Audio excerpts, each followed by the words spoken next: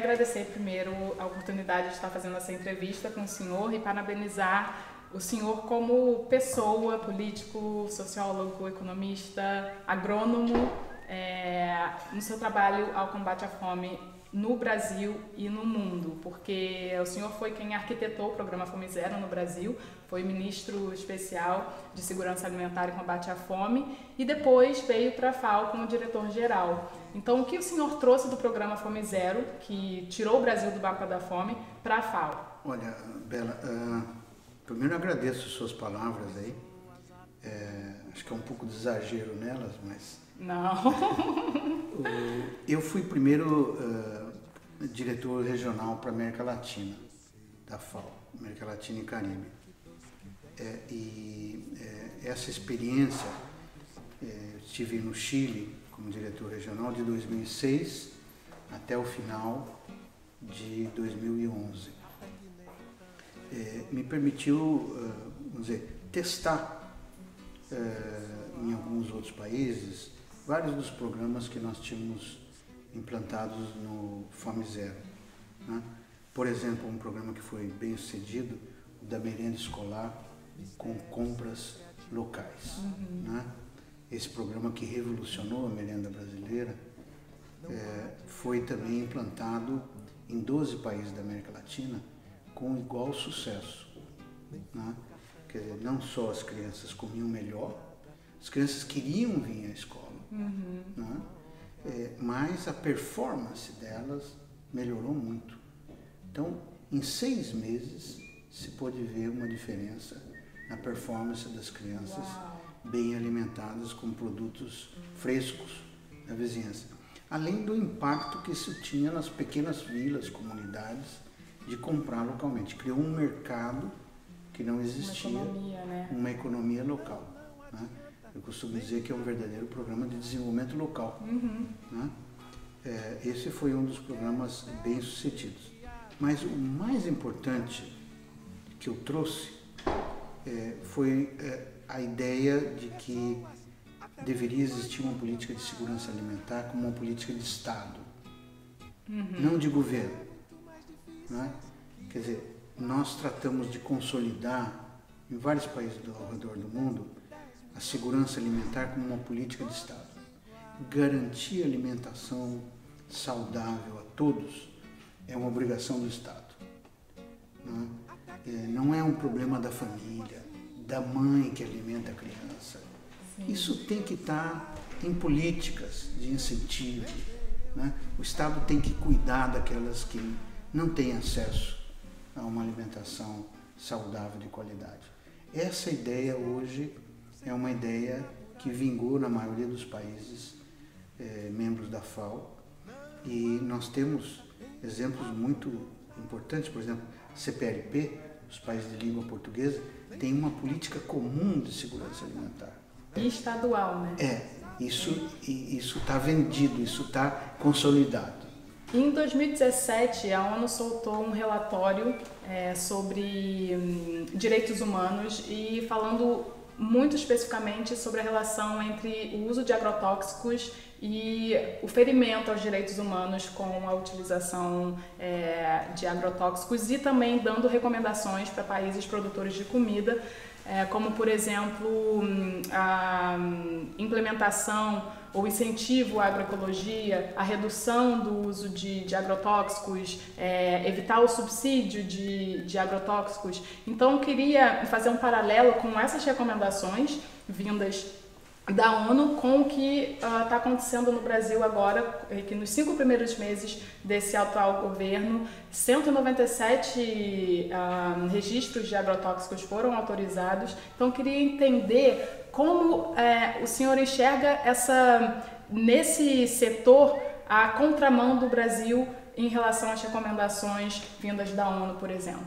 O importante para nós é que essa liberação, né, seja feita com base nos critérios estritamente científicos e nas recomendações que garantam a precaução do direito à alimentação, de não serem produtos contaminantes. Né?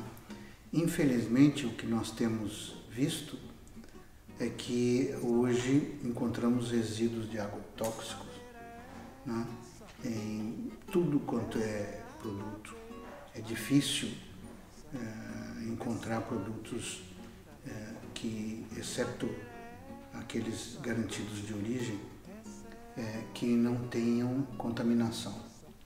Inclusive está na água, né? Na água. Isso é uma preocupação, porque recentemente tivemos não apenas a relação que a gente conhece, tradicional, né, de provocar enfermidades, mas uma evidência de que a obesidade também tem uma relação direta com certos produtos químicos utilizados como defensivos de animais, principalmente. Né? Essas evidências estão se acumulando. Nos últimos 5 anos, Bela, houve uma verdadeira epidemia de estudos, etc., porque as pessoas começaram a se preocupar com o que comem. Né? Felizmente. Hoje não, hoje a gente tem claro que a comida é um hábito cultural, é um prazer, não é? E nós não estamos mais dispostos a, como eu digo, terceirizar a comida a outros, deixar que outros preparem aquilo que a gente come. Então, nessa perspectiva, acelerar a liberação de agrotóxico de um país que é um grande produtor mundial de alimentos não faz bem para o país. Não é que nem que não faz bem para a população, etc., que nós já sabemos, mas não faz bem para a imagem do país. E houve reação, está havendo, infelizmente o Brasil está tendo que se explicar, né, sobre essa aceleração dos agrotóxicos. O importante é que nós temos na Anvisa, né, uma grande proteção ao consumidor brasileiro. Quer dizer, a Anvisa faz um trabalho admirável no Brasil em garantir os estándares de inocuidade da nossa alimentação. E eu espero que isso continue. Esperamos.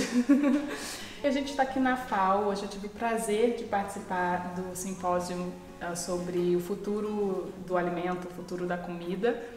E no final, a sua fala foi muito esperançosa e eu queria adressar porque um dos grandes paradoxos da saúde mundial hoje, da alimentação, é porque temos quase que a mesma quantidade de pessoas vivendo com fome e obesas, né? E isso está muito ligado ao sistema alimentar, ao sistema alimentar moderno, sistema alimentar atual. Como o senhor enxerga esse paradoxo e da obesidade com a desnutrição e também a conjuntura ou a coordenação, a coletividade para a gente avançar e mudar o sistema alimentar para que isso não seja um problema? Isso é bem interessante, porque nós sempre temos a imagem de que você fala má nutrição, associa a fome, né? Você nunca associa má nutrição à obesidade. Sim. Pelo contrário, durante muito tempo, criança gordinha era sinal de criança saudável. Né? Ainda hoje é assim em muitas partes do mundo. Né? O que nós sabemos hoje é que os elementos que afetam a má nutrição são similares para a obesidade, né, e outras formas de deficiência nutricionais. E cada vez mais as evidências mostram que isso se deve ao tipo de alimentação que está mudando. Nós estamos cada vez mais comendo alimentos que não são naturais, no sentido de que não são alimentos produzidos localmente, não são alimentos, são alimentos artificiais, alimentos que muitas vezes tem componentes que a gente nem sabe, né, o que eles contêm. Acho que o grande problema está a um lobby muito forte dos setores industriais se opondo a qualquer ação por parte do governo. E há uma concepção ainda presente que o governo não deve se meter nas coisas que as pessoas comem. Uhum. Nossa, é uma bola de neve, né? Um jogando para o outro. Exatamente. A responsabilidade. Exatamente. E isso deixa um campo desregulado. É incrível que nós temos regulação para tudo, né? E não temos regulação para a nossa alimentação.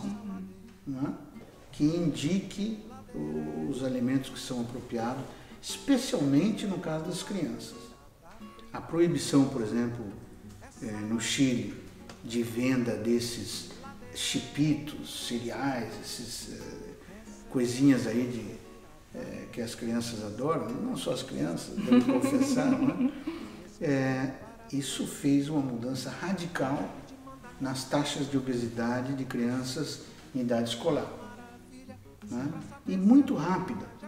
Você tem essa resposta muito rápida. Então, proibir vender chipitos na escola, né, é uma grande medida e que tem um resultado evidente muito rápido, mas não se faz. Pois é, né? Falta mesmo vontade, falta legislação. Vontade política, digamos assim. Países, volto a dar um exemplo, como o Chile, deram a volta por cima nessa história, conseguiram implantar uma legislação e estão levando adiante com muito sucesso.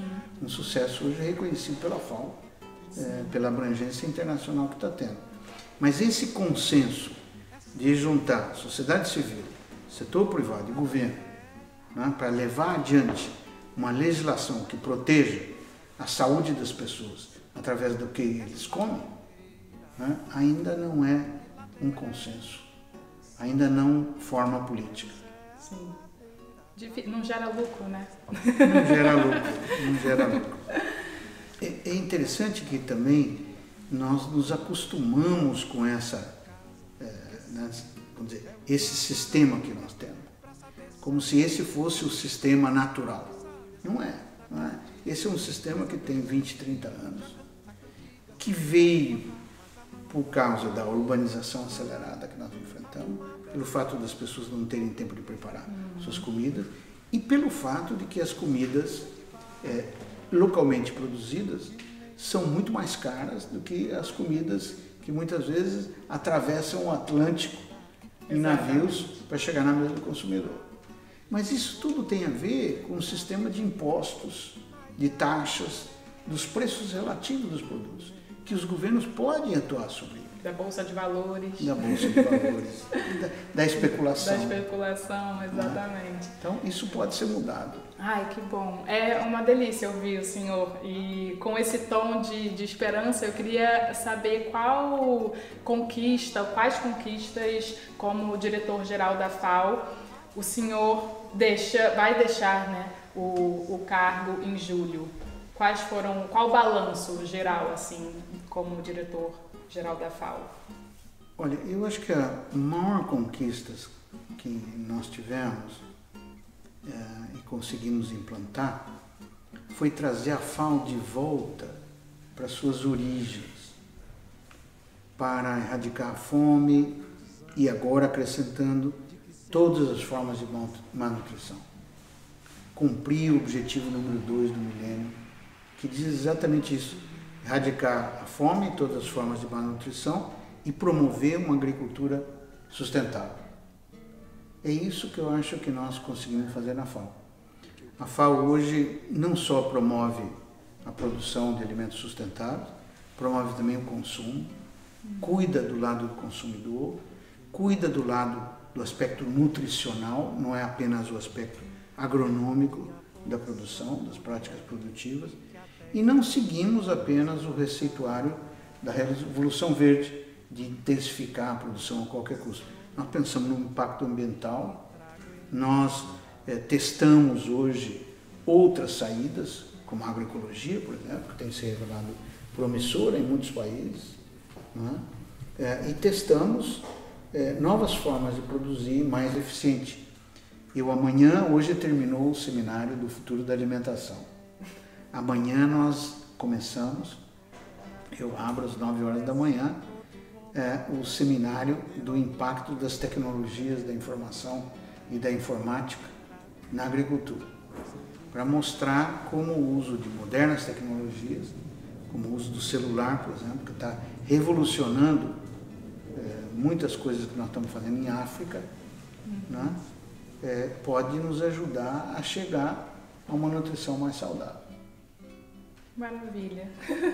Ótimo jeito de terminar. E agradeço mais uma vez por todo o trabalho mesmo, primeiro como ser humano, porque eu acho que a vontade política vem muito de uma vontade de dentro, genuína nossa, de querer um mundo melhor, e isso é claro na sua pessoa. Então, agradeço e queria saber se o senhor quer falar alguma coisa, enfim, deixar alguma mensagem para os meus seguidores. Bom, eu também quero agradecer a sua presença aqui. Acho que a sua contribuição foi muito importante. É importante para nós termos jovens ativistas nesse tema. Né? Cozinhar não é uma coisa da vovó, não é uma coisa para velho. Né? Eu acho que você veio dizer isso aqui, foi muito importante, muito bom a gente ouvir a sua mensagem. Acho que também é importante dizer que nós estamos numa transição. Não é? O sistema alimentar está numa transição. E nós já começamos a ver o futuro. Não é? Já se desenha um futuro do sistema alimentar cada vez mais transparente, mais claro. Nós sabemos que para ter uma vida saudável, nós temos que ter uma alimentação saudável. Não é? Estamos buscando esses caminhos, muitas vezes com um retorno, não ao passado, mas um retorno às tradições, boas tradições. Hoje nós apresentamos aqui a importância da dieta mediterrânea. Ora, a dieta mediterrânea tem milhares de anos, né? Cozinhando com óleo de oliva, usando vegetais, usando mais peixe do que carne vermelha. Né? É uma tradição da população europeia do Mediterrâneo o uso dessa dieta. Isso é cultura. Não é? Então, essa herança que nós fomos buscar no passado das dietas saudáveis, para transmiti-las ao futuro, para aperfeiçoá-las, é uma esperança, é uma grande esperança. Que bom, de marcar um caminho para o futuro. Isso me faz refletir muito que o Brasil precisa olhar mais, então, também para os povos indígenas, porque a gente vê, na verdade, mais uma vez a gente está criando quase que um genocídio com a nossa alimentação ultraprocessada chegando nas aldeias, e isso é terrível. Então, a preservação da cultura é muito importante. O Brasil é muito rico, a biodiversidade brasileira, em frutas, verduras, legumes, né? É muito grande. Nós podemos explorar muito isso, aprendendo com os nossos antepassados. Sim. Não há dúvida. Muitíssimo obrigada. Um grande prazer tê-la aqui e um prazer poder participar do seu programa. Que bom, fico muito feliz. Nossa, eu amei a entrevista, muito obrigada. Então, pessoal, seguem aqui o canal da Bela para mais entrevistas, repassa essa entrevista que é muito importante para a gente entender a importância do sistema alimentar no nosso dia a dia, o impacto que ele tem na nossa vida, na nossa saúde. E Graziano tem Twitter também, olha, é super ativo no Twitter, Graziano da Silva. Isso. @Graziano da Silva, segue lá também.